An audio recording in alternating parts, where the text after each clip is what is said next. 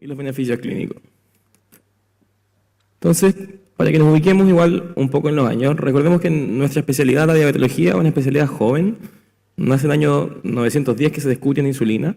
Recién el 21 logran extraer insulina canina y usarla como hipoglicemiante. Se empieza a comercializar en el año 23. Recién sabemos cómo actúa abriendo los canales de glucosa en el año 49. Se elaboran jeringas de insulina. Se puede medir la glucosuria en el año 53. Se puede... se logra diferenciar que existen diabetes insulinopénica y diabetes con mucha insulina en el año 59. Se inventa el primer glucómetro recién en el año 70. Y en el año 76 nacen las primeras bombas de insulina. Piensen que esto es más o menos simultáneo a la era en que nació la hemoglobina glicosilada. Y en el año 78 se introducen las primeras bombas de insulina portátiles, entre comillas, de gran tamaño. Hacia el año 80 se introduce el esquema basal bolo, que finalmente al año 93, recién el estudio de SST muestra que este esquema reduce las complicaciones en diabetes. Y el año 83, Medtronic lanza la primera bomba de insulina comercial. Y esto ha evolucionado en la última década. En el año 99 la FDA aprueba el uso de monitor continuo de glucosa por médicos. En 2006 se aprueba el uso de bomba con monitoreo continuo de glucosa integrado. En 2012 vemos que si las bombas se suspenden solas en hipoglicemia nos ayudan. Y en 2014 tenemos el estudio que muestra que en diabéticos tipo 2 también tenemos un rol con la bomba de insulina. Y esto partió así. Este es el doctor Víctor Kaiser, que usó la primera bomba de insulina, que como él dice, la tuvo antes de que fuera cool. Pero actualmente tenemos dispositivos de tamaño pequeño, portátiles, que nos limitan mayormente la calidad de vida de las personas. Ahora, ¿cómo funciona esto? Partamos por ver qué trae el sistema. El sistema trae una unidad que es la bomba, trae un sistema de infusión subcutáneo y se puede acompañar de un sistema de monitoreo continuo de glucosa que se puede conectar en algunos sistemas con la bomba. Y esto viene simple de afuera, tiene un reservorio de insulina, tiene una interfaz con botones, una pantallita, una pila, tubería y set de infusión. Y la bomba por dentro tiene un microprocesador, un circuito y un pistón que va empujando la insulina a velocidades variables según lo que tenga su programa hacia el set de infusiones de la piel. Ahora, ¿por qué es tan buena o por qué nos gusta tanto a algunos las bombas de insulina? Esto es lo que pasa en teoría con un esquema de múltiples dosis de inyección con insulinas tradicionales. Esto probablemente es como una Detemiro, Lantus o un NPH con bolos de cristalina que no son tan parecidos a la secreción fisiológica del páncreas. Y esto va a generar que la glucosa varíe más de lo que queremos. Y lo que uno ve en diabéticos tipo 1 es que son enfermedades inestables que nos cuesta tenerlos euglicémicos. Y tenemos lo que dicen en la literatura swings de glucosa, hipoglicemias impredecibles y rebotes al corregir esta hipoglicemia. Cuando usamos tecnología con bomba, tenemos certeza de que las infusiones son controladas, son constantes, pueden variar en ciertas horas del día y los bolos que usamos con las comidas son muy parecidos a los bolos de la secreción pancreática nativa. Podemos hacer bolos prolongados para ciertos tipos de comidas y esto sí permite que la glicemia durante el día se mantenga bastante más estable y con menos fluctuaciones, siendo que igual estamos hablando de diabéticos tipo 1 y la glicemia es una enfermedad inestable. Ahora, ¿qué tenemos en la bomba? Insulina, por supuesto, que uno programa en insulina basal, programa insulina prandial, y la insulina prandial va a depender de un software que tiene una calculadora de bolos y puede tener programas relacionados con el sensor. ¿Cómo funciona la insulina basal? Es una infusión constante y continua de insulina análoga de acción ultra rápida. Las bombas hoy en día usan solo insulina ultra rápida, no usan cristalina ni insulina basal, similar a lo que hace nuestro páncreas. Y hay que recordar que esto corre para todas las esquemas de insulina, que la función de insulina basal es frenar la neoglucogénesis hepática, no está destinada a controlar las comidas, y fisiológicamente debería ser variable pensando en los pics de cortisol en la mañana al despertar, la adrenalina, y a veces en la tarde por hacer más ejercicio, caminar más, por mayor sensibilidad a la insulina. Esto es un esquema de una bomba Medtronic de cómo se programa la basal, y aquí vemos que este paciente tiene varios segmentos de basal durante el día que están medidos en 0,675 unidades hora y van variando. Probablemente va a controlar el fenómeno del alba, después baja el almuerzo, sube en la tarde y vuelve a bajar. Y uno tiene este programa a disposición en una interfaz de la bomba.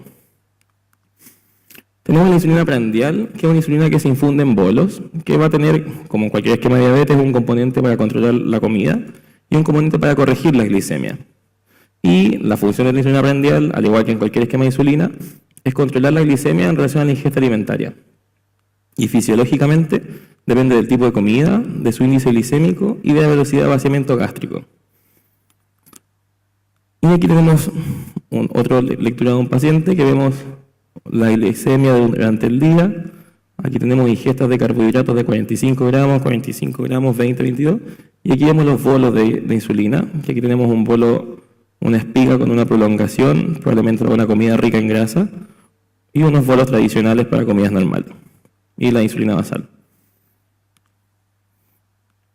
Y esto se puede ajustar todo en base a ciertos parámetros que aquí están, que es el ratio de carbohidratos, que es cuántos gramos de glucosa de carbohidrato controla una unidad de insulina, la sensibilidad, que es cuántos miligramos por decilitro de glicemia controla una unidad de insulina, y el rango deseado que quiero tener a mi paciente. Me quiero detener un poco en los sensores de glucosa porque me pasa con muchos pacientes y algunos colegas que dicen que por qué hay que seguirse midiendo la glicemia cuando uno se compra una bomba. Entonces, quiero revisar cómo funciona. El sensor de glucosa tiene un monofilamento que se inserta en la piel de forma subcutánea y queda en el intersticio y tiene varias capas. Hay una capa semipermeable que es selectiva para glucosa y oxígeno, una capa enzimática que va a causar una primera reacción química y una capa de electrodo que es la que va a leer una corriente. Entonces lo que ocurre es que la glucosa con el oxígeno pasan por la capa semipermeable y en la capa enzimática reaccionan y se forma ácido glucónico y peróxido de hidrógeno, y el ácido glucónico lo reabsorbe el cuerpo. El peróxido de hidrógeno va a pasar a la siguiente capa, que tiene la capa de encima, a la capa del electrodo, y en la capa del electrodo por la corriente eléctrica, el peróxido de hidrógeno se va a separar, en hidrógeno y oxígeno, que se van a ser difundidos por el cuerpo y se van a generar electrones. Estos electrones van a ser sensados por la capa del electrodo y va a generar una corriente eléctrica que se llama ISIG, o corriente de glucosa intersticial. Y esto es lo que va a medir el sensor de glucosa. El sensor de glucosa no mide la glucosa que está en la punta, sino que mide los electrones liberados de esta reacción química. El sensor mide esta corriente eléctrica, la envía hacia la bomba que tiene el paciente, y la bomba, con las glicemias que el paciente le aporta, crea un factor de conversión y transforma ese valor de corriente en una glicemia, ¿ya? Pues la bomba no mide glicemias, mide corrientes, y es distinto el factor de conversión para cada paciente, y esta es la razón por la cual la bomba no reemplaza las mediciones de glucosa, que es un requerimiento constante de los pacientes. El sensor además tiene software y las bombas actuales se pueden suspender con ciertos parámetros de glucosa cuando están cerca de un valor o cuando están en un valor. Así, por ejemplo, tenemos este paciente que aquí en la noche se acerca al límite bajo de glucosa y la bomba se suspende, y cuando ella sensa que va subiendo la glicemia se vuelve a reiniciar, y esto pasa en varios periodos durante el día cuando ella va sensando que la glucosa va bajando. Y esto permite mejorar el control.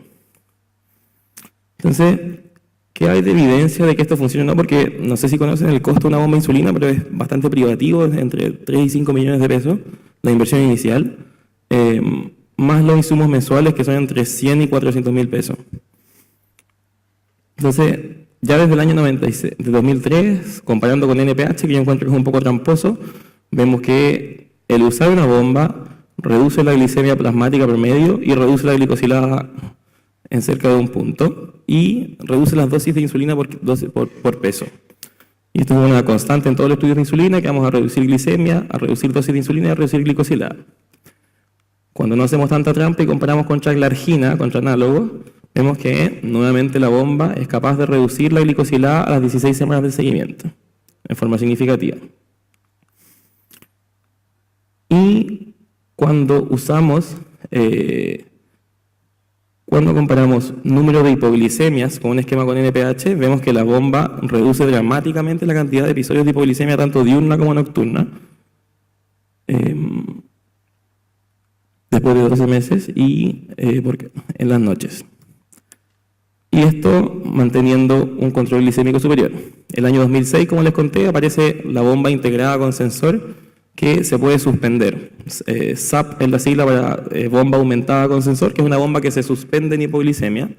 Inicialmente tuvo muchos detractores pensando que el que se estuviera suspendiendo a cada rato iba a deteriorar el control glicémico. Y primero que se vio que, pese a que la bomba se suspende en hipoglicemia, el control glicémico sigue siendo superior a un esquema de múltiples dosis. Y además, la bomba integrada con sensor con suspensión logra reducir aún más los eventos hipoglicémicos nocturnos de todo nivel de severidad. En el fondo, los más severos los corrige más que los más leves. No tengo datos de una población latina, pero la doctora Ana María Gómez en Colombia tiene una serie en que logró reducir la glicosilada de 8.5% a 7% en promedio con desaparición de la hipoglicemia nocturna, que son datos que presentó este año en Milán. Y para coronar un poco esto, el año 2014 en Francia el doctor Resnick evaluó el uso de bomba en pacientes diabéticos tipo 2 mal controlados. Esta es una bomba simplificada, que solamente es como básicamente un esquema basal bolo con tabla, pero en una bomba. Y él logró reducción de hemoglobina glicosilada y logró reducir la dosis de insulina total en un 20%. Estamos hablando de pacientes con altas dosis de insulina, 100 unidades al día, 80 unidades al día. Entonces, de todas estas evidencias se desprenden las indicaciones al menos terapéuticas que podía tener una bomba. La primera que siempre se plantea en todos los países en que hay cobertura de esto por los sistemas de salud es que haya falta de control con múltiples inyecciones. Pacientes que no alcanzan los esquemas de glicosilada, pero tienen un esquema optimizado, tienen indicación de usar bomba. Dado que la tecnología con suspensión previene las hipoglicemias, los pacientes con hipoglicemias severas tienen indicación de terapia con bomba. Y sobre todo esto que es un poco peligroso en diabetes tipo 1, los pacientes que hacen hipoglicemia inadvertidas, es decir, sin síntomas adrenérgicos, sino que pasan directamente a síntomas neuroglucopénicos, también se benefician del uso de bomba. Y además tenemos algunas indicaciones prácticas que no están avaladas por la evidencia, pero por ejemplo, targets de glicosilada muy bajos, como una mujer que desea embarazarse, es difícil lograrlo con esquema de múltiples dosis sin causar hipoglicemia y con bomba se puede. Los atletas de alto rendimiento, por la complejidad del manejo de la insulina, las hipoglicemias en la tarde, también la mayor parte usan bomba. Y los niños por el tema de las punciones. Y el usar esta terapia nos permite muchas veces pasar, esto de un sensor de glucosa a una paciente que atendí hace como 3 semanas, de desastre así, una paciente que probablemente si midía glicemia pre-desayuno estaría relativamente normal, pre-almuerzo relativamente normal y presión un poco alta con una glicosilada de 9, a ir aplanando estas curvas dentro de lo posible, ir pasando a glicemias mucho más fisiológicas que necesitan trabajo, pero se puede lograr. Entonces, estos son dispositivos que aparecieron recientemente en la historia de la medicina, pero van avanzando en forma abismante. Este año en Milán se presentó el sistema de asa cerrada, que es así un pseudopáncreas artificial. Esta es una infusión de insulina que es solamente per se la infusión es más fisiológica, más similar a la función pancreática normal, y los software que lo han añadido permiten funciones para mejorar el control y suspender las hipoglicemias. Y tiene evidencia que avala su uso tanto en diabetes tipo 1, que es el grueso de la evidencia, pero también hay evidencia en diabéticos tipo 2 y debemos considerarla en la terapia. Eso. Muchas gracias.